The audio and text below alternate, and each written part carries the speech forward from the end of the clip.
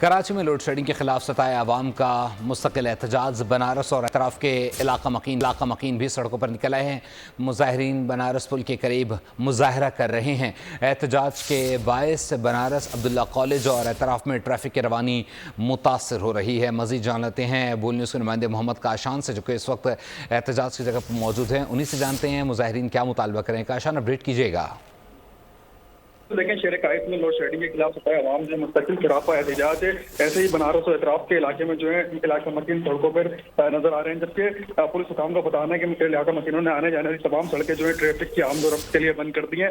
Police کی بھاری نفری بھی جو ہے پہنچ گئی ہے، جبکہ مظاہرین کی جانب سے مطالبہ کیا جا رہا ہے کہ غیر اعلانیہ لوڈ شیڈنگ جو ہے وہ اس کا سلسلہ جو ہے جاری ہے۔ صبح اور شام میں جو ہے 9 گھنٹے کی مبینہ غیر لوڈ شیڈنگ جو ہے وہ کی جا رہی ہے، اس کے خلاف جو ہے آج یہ سراپا احتجاج دکھائی دے رہے ہیں۔ احتجاج کے باعث جو بنارس عبداللہ کالج اور اطراف میں ٹریفک جام ہو گئی ہے۔ آنے جانے والے دونوں ٹریک جو ہے مظاہرین کی جانب سے بند کر دیے گئے اور KLAT کے خلاف نعرے بازی کی جا رہی ہے۔ جی بہت شکریہ کاشان اپڈیٹ کرنے کے لیے۔ سبسکرائب کریں اور بیل دبائیں تاکہ کوئی خبر رہ نہ جائے۔